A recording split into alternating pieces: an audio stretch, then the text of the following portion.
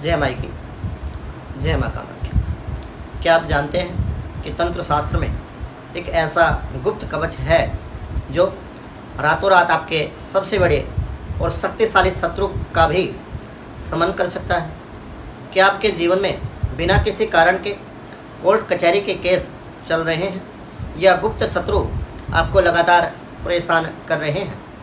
क्या आपको लगता है कि आप पर या आपके परिवार पर किसी व्यक्ति ने तंत्र, मंत्र, ब्लैक मैजिक या फिर बुरी नज़र का प्रयोग किया है?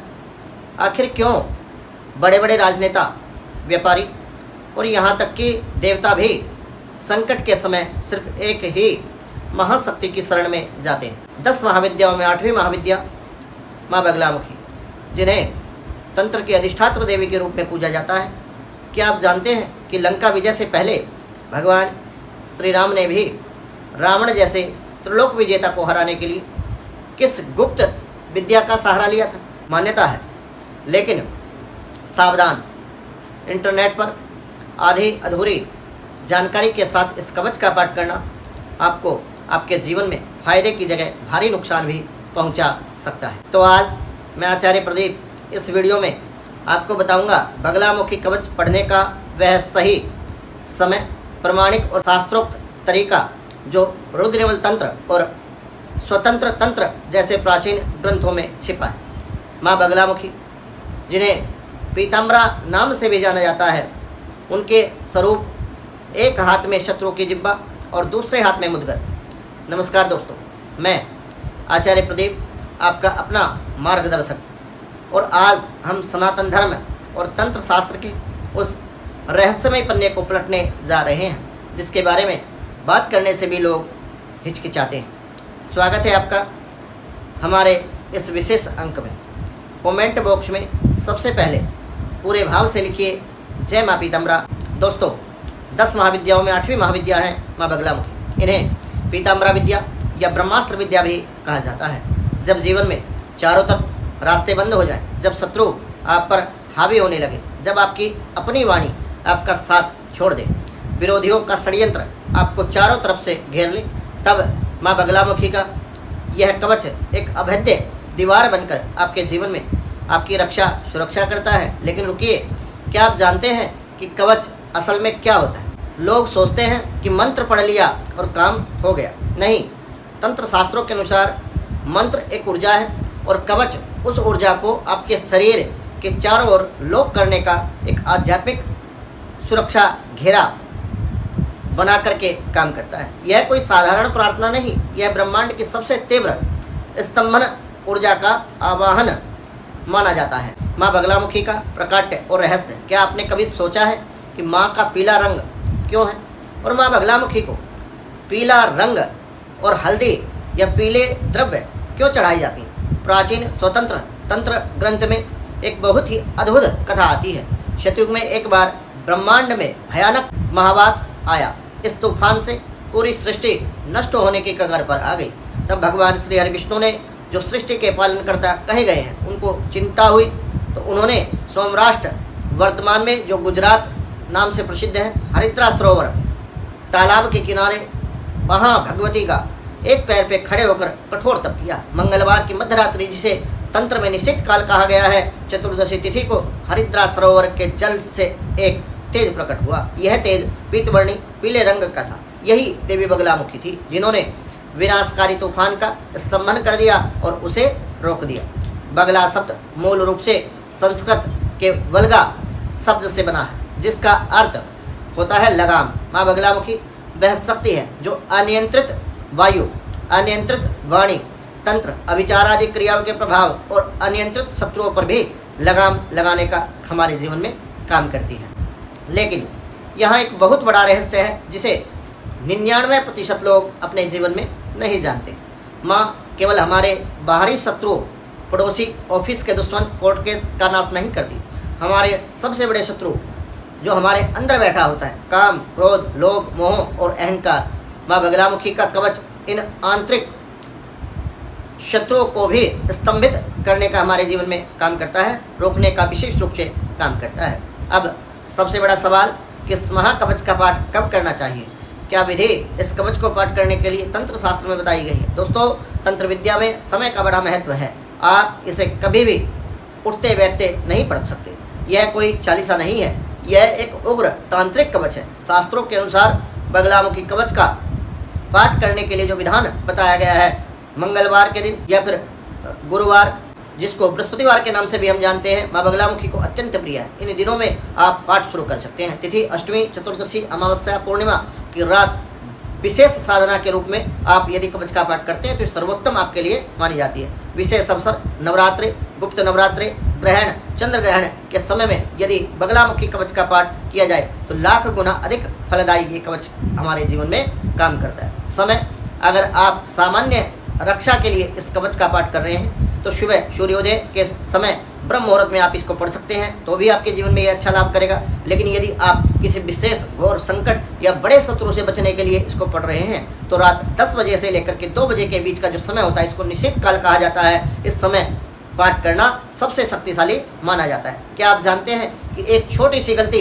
इस पूरे कवच के प्रभाव को आपके जीवन में शून्य कर सकती है? आइए जानते हैं वे कौन से नियम हैं जिसका आपको पालन करना चाहिए यदि आप बगलामुखी कवच का पाठ करते हैं। नियम और सावधानियां, मैं हाथ जोड़कर आपसे निवेदन करता हूं कि इन नियमों को ध्यान से आपको सुने।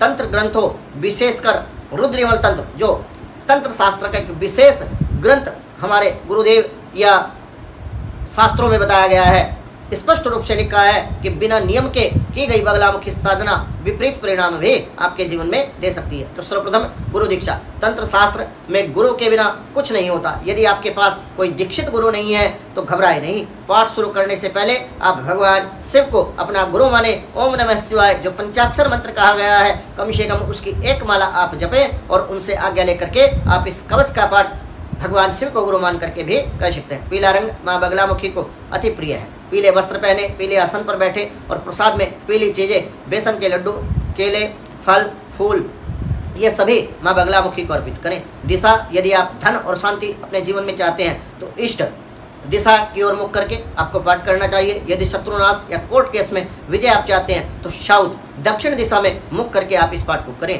परंतु दक्षिण मुखी साधना किसी गुरु के निर्देशन में और गुरु आज्ञा उपरांत ही आप यदि करें तो आपके लिए श्रेष्ठ रहेगा। सबसे पहली बात, ब्रह्मचर्य। जितने दिन आप इस संकल्प को पूरा करने में आपको समय लगेगा, चाहे 11 दिन का समय लगे, 21 दिन का समय लगे या 41 दिन का आप समय लगाएं, पूर्ण ब्रह्मचर्य व्रत के साथ आप इसको पालन करें। सात्विक भोजन लें, लहसुन, प्याज, मांस, मदिरा का पूरी तरह आप त्याग करें। गोपनीयता, तंत्र का पहला नियम है गुप्त रखना। यदि आप कोई भी तांत्रिक साधना अपने जीवन में कर रहे हैं, इस कवच का पाठ कर रहे हैं, यह पाठ आप कर रहे हैं, तो आपके परिवार के अलावा किसी तीसरे अन्यत्र व्यक्ति को इसका पता नहीं चलना चाहिए। कवच की संपूर्ण विधि विधान क्या है, अब इस विषय पर हम बात कर लेते हैं। तो चलिए अब डायरी और पेन आप अपना निकाल लीजिए या इस वीडियो को आप सेव कर लीजिए, क्योंकि अब मैं आपको वह प्रमाणिक विधि बताने जा रहा हूं जो आपको आसानी से कहीं भी किसी शास्त्र में या फिर किसी सोशल मीडिया साइट पर नहीं मिलने वाली। सबसे पहले आपको पवित्रीकरण और आचमन करना होगा। उसके बाद में आप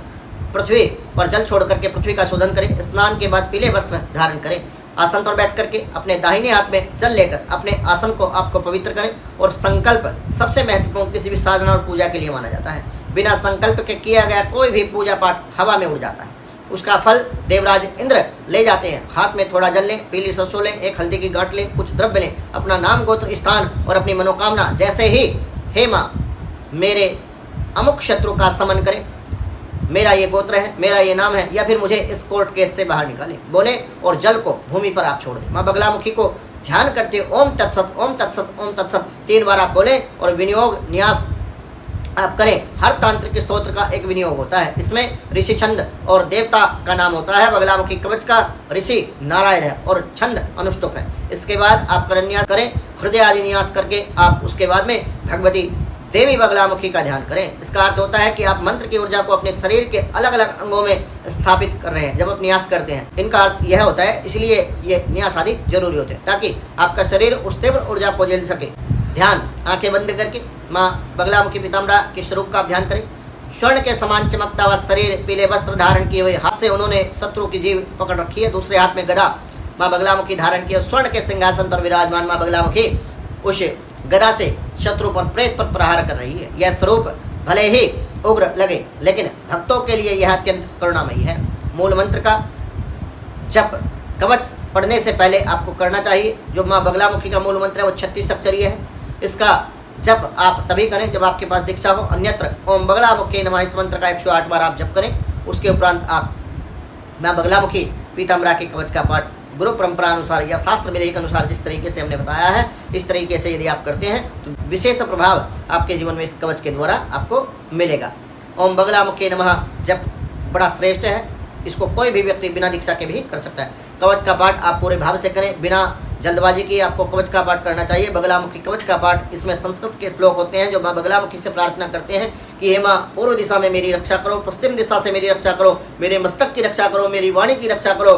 एक ऐसी ऊर्जा का शील्ड आप मेरे लिए बना दो। यदि आप संस्कृत नहीं पढ़ सकते तो किसी प्रमाणित पुस्तक से इसका हिंदी अनुवाद भी आप पढ़ सकते हैं, वह भी विशेष लाभकारी आपके लिए होगा। उसके बाद में जब आपके कवच के पाठ का जो आपने संकल्प लिया है, जितने पाठ आपने करने थे उतना पाठ आपका पूर्ण हो जाता है। अक्सर प्रार्थना कर माँ बगलामुखी के चरणों में सिर झुका कर कहे कि हे माँ, मुझे ना मंत्र का ज्ञान है, ना यंत्र का ज्ञान है, ना आपकी पूजा की विधि मुझे पता है। पूजा में कोई भूल चूक हो गई हो तो अपनी संतान समझ करके मुझको अपना निज पुत्र जान करके क्षमा करें। आध्यात्मिक रहस्य और निष्कर्ष के विषय में यदि बात करूँ तो दोस्तों, एक बहुत ही गहरी बात समझना परम जरूरी है। माँ बगलामुखी केवल शत्रुओं को बर्बाद करने वाली देवी नहीं है।